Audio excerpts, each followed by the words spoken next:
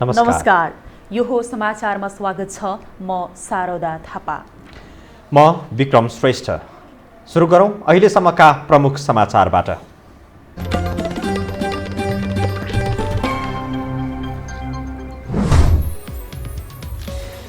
नेपालमा कोरोना संक्रमणबाट थप 21 जनाको मृत्यु, 4392 संक्रमित थपिए। उपत्यकामा मात्रै 2402 जना।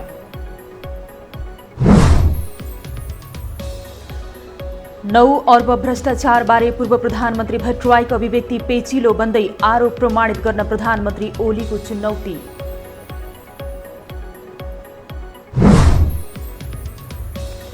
भोलिदेखि नवरात्र सुरु हुँदै दशैंमा शक्तिपीठ खुला नगर्न सबै जिल्ला प्रशासनलाई गृह मन्त्रालयको निर्देशन।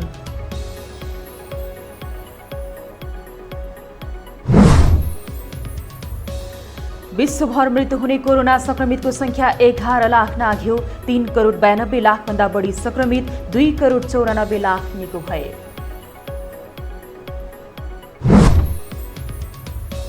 र नेपालले बंगलादेशसँग मैत्रीपूर्ण फुटबल खेल्ने पक्का प्रशिक्षण अघि बढाउन एन्फालाई राखेको अनुमति।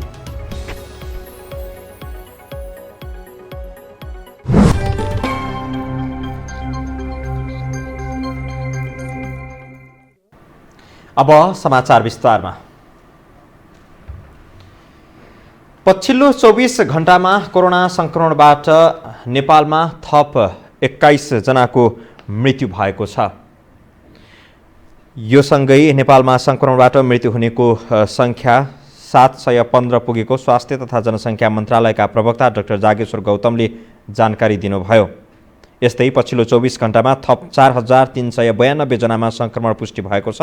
थपिएका संक्रमित मध्ये काठमाडौँ उपत्यकामा मात्रै 2402 जना रहेको मन्त्रालयका प्रवक्ता डाक्टर गौतमले बताउनुभयो। 24 घण्टामा संक्रमित संख्या 4392 रहेको छ। आज काठमाडौँ उपत्यकामध्ये काठमाडौँमा 1784, भक्तपुरमा 244 र ललितपुरमा 374 गरी जम्मा संक्रमितको संख्या 2402 छ। नेपालमा कुल संक्रमितको संख्या 1,26,137 पुगेको छ।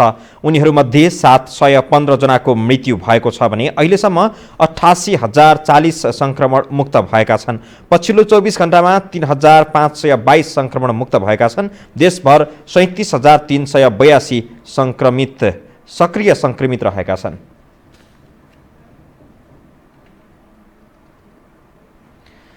कोरोनाको संक्रमण दर उच्च भएर अस्पतालमा बेडको अभाव भएपछि होम आइसोलेसनमा बस्ने संक्रमितहरूबाट कोरोना सर्ने जोखिम झनै उच्च देखिएको छ। घरमा पर्याप्त उपचार र दूरी कायम गर्ने अवस्था समेत नरहेपछि कोरोना संक्रमण दर उच्च हुने देखिएको हो। एक रिपोर्ट। पछिल्लो समय कोरोना संक्रमितको संख्या उच्च हुँदै गएपछि अस्पतालमा बेडको अभाव भएको छ, जसले गर्दा संक्रमितहरू घरमै बसेर उपचार गरिरहेका छन्। तर एउटा कोठामा परिवार सहित बस्दै आएकाहरूका लागि होम आइसोलेसन कोरोना सार्ने माध्यम बन्न पुगेको छ। यसतर्फ अब पनि ध्यान नपुर्याए कोरोना नियन्त्रण भन्दा धेरै पर पुग्ने समय टाढा छैन। अहिले कोठामा बस्ने वा कोठामा पनि बस्न नपाउनुको अवस्था के भइरहेको होला। यस्तै अवस्था आउँदै गर्दाखेरि पनि उनीहरूलाई सजिलो होस् भनेर फागुन 23 गते संसदमा छलफल हुँदै गर्दाखेरि नै सामुदायिक आइसोलेसनको विषय हामीले उठाएका थियौँ। यदि सामुदायिक आइसोलेसन भयो भने अस्पताल जानु नपर्ने तर अरूलाई संक्रमण नसरोस् भन्नका लागि आइसोलेट भएर बस्नुपर्ने मानिसलाई सजिलो हुन्छ भनेर छलफल गरेको। त्यहाँ मात्र होइन, प्रधानमन्त्रीलाई भेटेर मेयरहरूलाई भेटेर गएर भनेको म सम्झन्छु। हामीहरू कसैले पनि अस्पताल जानु परेको छैन, जानु नपरोस् प्रार्थना गरिरहेका छौँ। तर अस्पताल जानुपर्ने अवस्था भयो भने काठमाडौँमा एउटा पनि अस्पतालमा कहीँ पनि बेड छैन भन्ने कुरा मलाई राम्रोसँग थाहा छ। त्यसो त कोरोना संक्रमण भएर होम आइसोलेसनमा बस्दा विभिन्न मापदण्ड पूरा गर्नुपर्ने हुन्छ। संक्रमितलाई खाने, बस्ने, सुत्ने कोठा अलग्गै मात्र होइन, उसले प्रयोग गरेको शौचालय समेत प्रयोग गर्न नमिल्ने हुन्छ। तर त्यति धेरै सावधानी अपनाएर यहाँको भवन संरचना र बसाइ स्थितिले सम्भव छैन। त्यसो त उपत्यकामा संक्रमितको संख्या गुणात्मक वृद्धि भइरहेको सरकारवालाहरूको भनाइ छ। पछिल्लो एक हप्ताको तथ्याङ्क हेर्दा गत शनिबार 17,164 होम आइसोलेसनमा थिए भने बिहिबारसम्म आइपुग्दा यो संख्या 24,194 पुगिसकेको छ।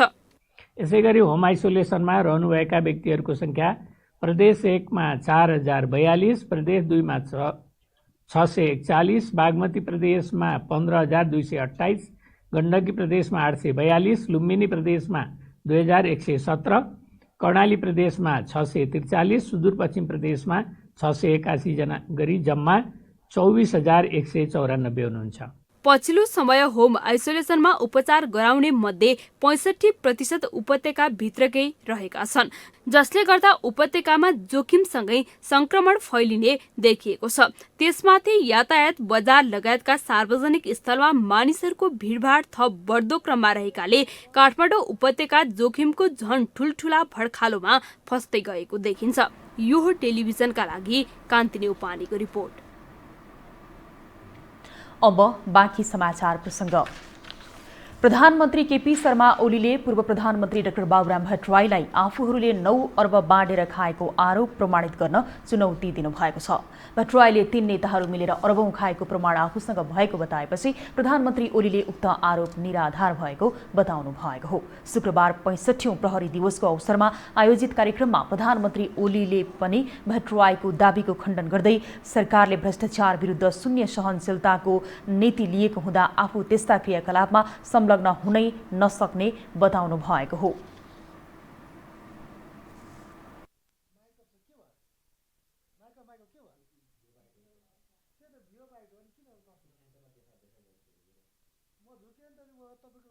समेतले यति अरब बाँडेर खाए भनेर गैर जिम्मेवार अभिव्यक्ति दिएको समेत सुनेको छु। यस्ता गैर जिम्मेवार अभिव्यक्ति, निराधार अभिव्यक्तिको एउटा कुरा हो, तर हामी त्यस्तो गैर जिम्मेवार हुन सक्दैन, त्यति अनुत्तरदायी हुन सक्दैन। देश र जनतालाई गलत सूचना दिएर, भ्रममा पारेर, भड्काएर, गलत बाटोमा लाने कुचेष्टाहरू, त्यस्ता हरकत हामी गर्न सक्दैन। पूर्व प्रधानमन्त्री र वर्तमान प्रधानमन्त्रीले अरबौं बाँडेर खाए भनेर गैर जिम्मेवार अभिव्यक्ति दिनु लज्जास्पद भएको प्रधानमन्त्री ओलीको भनाइ छ। जनतालाई गलत सूचना दिएर भड्काउने र गलत बाटोमा लैजाने काम गर्न नहुने उहाँले बताउनुभयो। भ्रष्टाचार र अपराध विरुद्ध शून्य सहनशीलता सरकारको नीति भएको भन्दै प्रधानमन्त्रीले यस्ता विषयका पछि नलाग्न पनि सबैमा अपिल गर्नुभएको छ। प्रहरी दिवसकै सन्दर्भमा गृहमन्त्री रामबहादुर थापा बादलले भने प्रतिबन्धित विप्लव समूहलाई निस्तेज पार्न नेपाल प्रहरीलाई निर्देशन दिनुभएको छ। विप्लव समूहलाई निस्तेज पार्न नेपाल प्रहरीले सूचना सङ्कलन, विश्लेषण र फिल्ड अपरेसनमा कतै पनि सम्झौता गर्न नहुने भन्दै सचेत रहन प्रहरीलाई आह्वान गर्नुभएको छ। हाम्रो सामु संविधानको उपलब्धिलाई चुनौती दिँदै भूमिगत समूहले राजनैतिक आवरणमा चन्दा वसुली, विकास निर्माणमा अवरोध र आम नागरिकका हक अधिकार निर्भीकताका साथ प्रयोग हुने वातावरणमा अडचन पैदा गर्ने कोसिस पनि गरिरहेका छन्। त्यस्ता गठबन्धन र समूहलाई निस्तेज पार्न नेपाल प्रहरीले सूचना सङ्कलन, विश्लेषण र फिल्ड अपरेसनमा कतै पनि सम्झौता गर्ने छैनन् भन्ने मेरो पूर्ण विश्वास रहेको छ।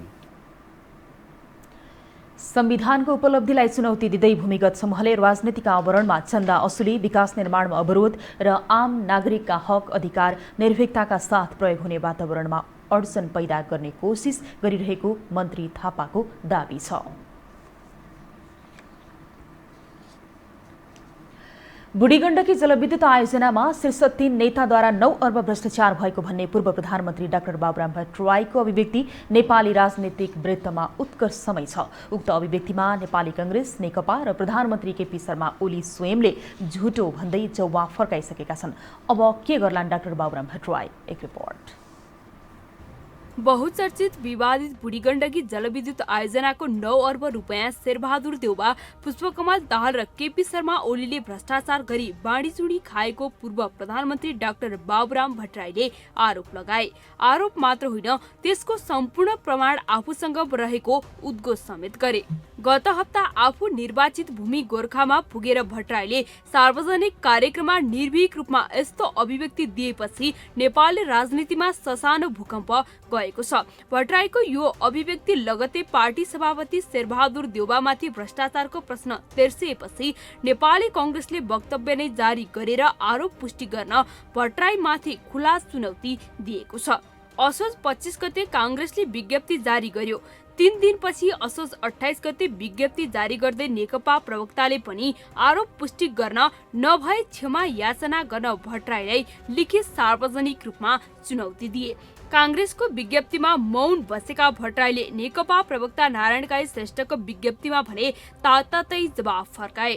ट्वीट मार्फत भट्टराईले गोर्खामा आफूसँग निर्वाचनमा पराजय बेहोरेका राष्ट्रिय सभा सदस्य बनेका नेकपा प्रवक्ता श्रेष्ठप्रति लक्षित गर्दै जसकेलाबाट छिर्नेहरूलाई सत्ताको तुजुक नदेखाउन चेतावनी दिए। 9 अर्ब भ्रष्टाचार आरोपमा भट्टराईले नाम लिएका नेकपाका अध्यक्ष समेत रहेका प्रधानमन्त्री केपी शर्मा ओलीले पार्टीको विज्ञप्तिपछि शुक्रबार सार्वजनिक समारोहबाटै जवाफ फर्काएका छन्। कपोल कल्पित विषयमा हल्का टिप्पणी नगर्न भट्टराईलाई ओलीले चेतावनी दिएका छन्।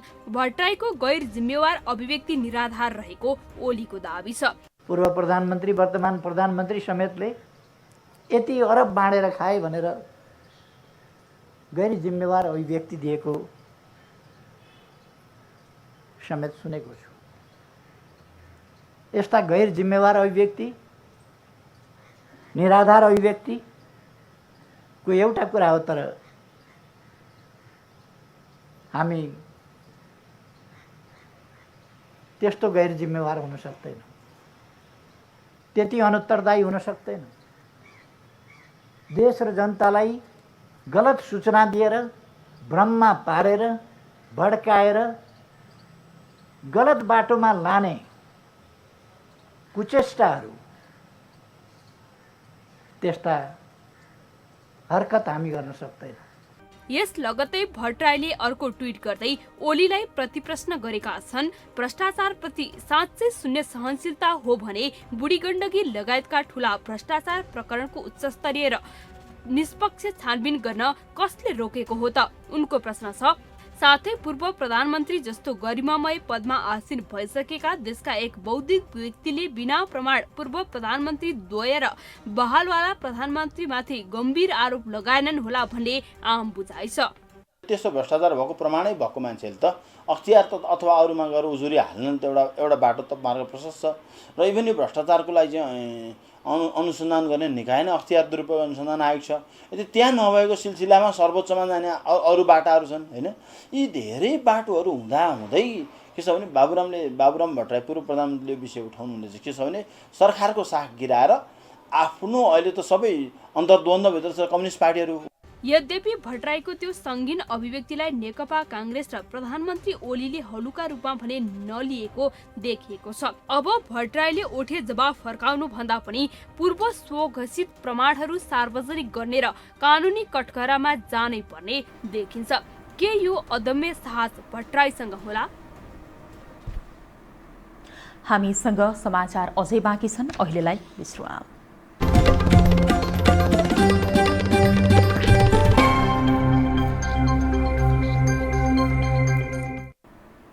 अब बाँकी समाचार। गृह मन्त्रालयले दशैंको बेला मन्दिर तथा शक्तिपीठहरू नियमित पूजा गर्न बाहेक भक्तजनहरूका लागि खुला नगर्न आग्रह गरेको छ।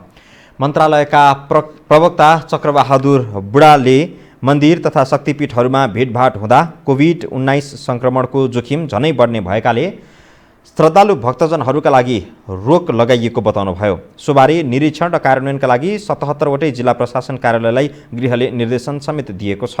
तर नित्य पूजाआजा भने नियमित रूपमा सञ्चालन गर्न सकिने उहाँले बताउनुभयो। मन्दिरमा भिडभाड नगर्न स्वास्थ्य मन्त्रालयले समेत आग्रह गरिरहेकाले त्यसको कार्यान्वयनका लागि गृह मन्त्रालयले सहयोग गर्ने उहाँको भनाइ छ। आवश्यक सावधानी अपनाउने नेपाल सरकार क्याबिनेट निर्णय गरेकै छ। दैनिक नित्य पूजा गर्नलाई रोकेको छैन, त्यो भइरहेको पनि छ। र अहिले चाहिँ त्यो भिडभाड हुन नदिने, त्यहाँ चाहिँ भिडभाड हुने, त्यहाँ चाहिँ ठुलो चाहिँ घुइँचो हुने होइन, त्यो खालको नहोस् भनेर आवश्यक सावधानी अपनाउनु भनेर पठाएको छ। महान चाड बडा दशैंको बेला विभिन्न शक्तिपीठहरूमा विशेष पूजाआजा गरिन्छ भने धेरै सङ्ख्यामा श्रद्धालु भक्तजनहरू पुग्ने गर्दछन्। त्यसैले मन्दिरहरूमा हुन सक्ने भिडभाडलाई ध्यान दिँदै सरकारले नियमित पूजाआजा बाहेकका सबै धार्मिक र सांस्कृतिक गतिविधि गर्नमा रोक लगाएको हो।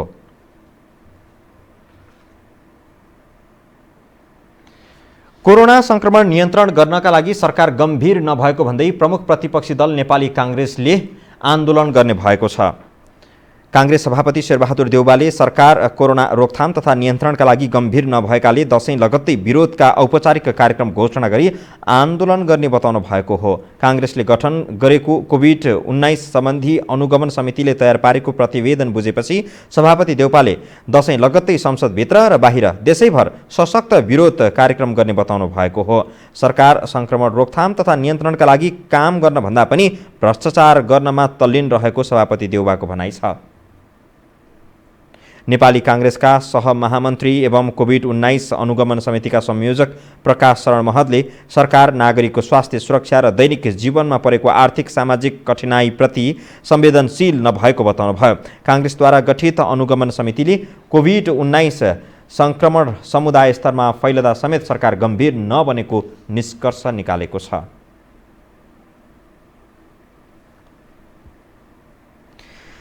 कृषि तथा पशुपक्षी विकास मन्त्री घनश्याम भुसालले अहिलेकै अवस्थामा 5 लाख मेट्रिक टन मल भित्र्याउन नसकिने टिप्पणी गर्नुभएको छ। 40औं विश्व खाद्य दिवसको अवसरमा आज काठमाडौँमा आयोजित एक कार्यक्रममा बोल्दै मन्त्री भुसालले अहिले ल्याउन खोजिएको 5 लाख मेट्रिक टन मल आजकै व्यवस्थाबाट तत्काल ल्याउन नसकिने बताउनु भएको हो। उहाँले तत्काल 5 लाख मेट्रिक टन मल ल्याउन भगवान शिव वा ब्रह्मा आए पनि नसकिने टिप्पणी गर्नुभयो।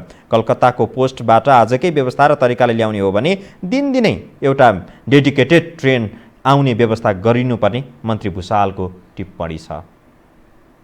मन्त्री भुसालले कृषि व्यवस्थाको परिवर्तन नभएसम्म नेपालको कृषि क्षेत्रको विकास सम्भव नभएको पनि बताउनुभयो। हामीसँग अन्तर्राष्ट्रिय र खेल समाचार अझै बाँकी छन्। अहिलेलाई विश्राम।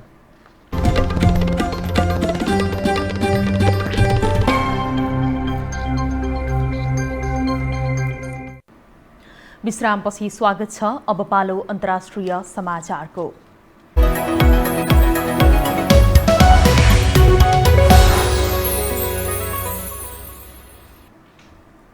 विश्वभर कोरोना संक्रमणबाट मृत्यु हुनेको संख्या 11 लाख नाघेको छ। 3 करोड 92 लाख भन्दा बढी संक्रमित हुँदा 2 करोड 94 लाख भन्दा बढी निको भएका छन्। पछिल्लो 24 घण्टामा भारतमा भन्दा अमेरिकामा धेरै संक्रमितहरू थपिएका छन्। भारतमा 60,000 भन्दा बढी र अमेरिकामा 66,000 भन्दा बढी संक्रमितहरू थपिएका छन्। पछिल्लो 24 घण्टामा मृत्यु दर पनि भारतमा भन्दा अमेरिकामा धेरै रहेको छ। अमेरिकामा 874 जनाको मृत्यु भएको छ। पछिल्लो 24 घण्टामा विश्वभर 6,000 भन्दा बढीको मृत्यु भएको छ भने झण्डै 4 लाख संक्रमितहरू थपिएका छन्। यसैबीच फ्रान्समा एकै दिन 30,000 भन्दा धेरै व्यक्तिमा कोरोना संक्रमणको पुष्टि भएको छ। कोरोना संक्रमण बढेपछि फ्रान्स सरकारले राजधानी पेरिस सहित 9 शहरमा शनिबारदेखि राति कर्फ्यू लगाउने निर्णय गरेको छ।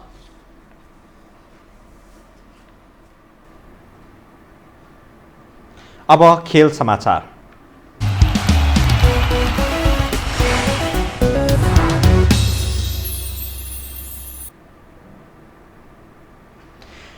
राष्ट्रिय खेलकुद परिषद राखेपले बङ्गलादेशसँग मैत्रीपूर्ण खेलका लागि एन्फालाई अनुमति दिएको छ। नेपाली खेलकुदको सर्वोच्च निकाय राखेपले आज एन्फालाई मैत्रीपूर्ण फुटबल खेलका लागि अनुमति दिएको हो। एन्फाको निरन्तरको आग्रहपछि राखेपले राष्ट्रिय टिमको प्रशिक्षण अघि बढाउन र मैत्रीपूर्ण खेलका लागि अनुमति दिएको हो।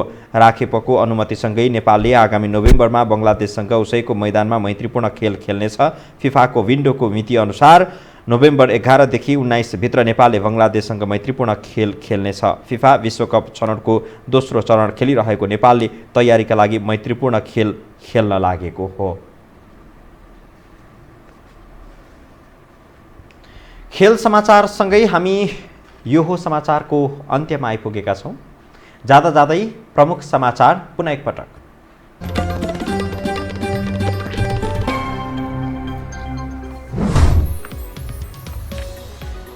नेपालमा कोरोना संक्रमणबाट थप 21 जनाको मृत्यु, 4392 संक्रमित थपिए। उपत्यकामा मात्रै 2402 जना।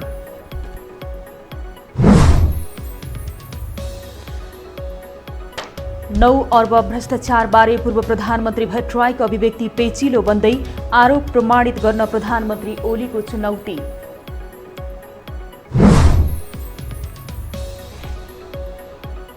भोलिदेखि नवरात्र सुरु हुँदै दशैंमा शक्तिपीठ खुला नगर्न सबै जिल्ला प्रशासनलाई गृह मन्त्रालयको निर्देशन।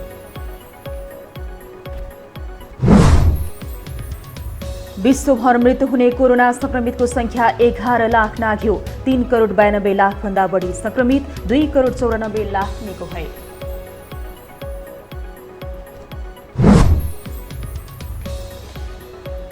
र नेपालले बङ्गलादेशसँग मैत्रीपूर्ण फुटबल खेल्ने पक्का, प्रशिक्षण अघि बढाउन एन्फालाई राखेपको अनुमति।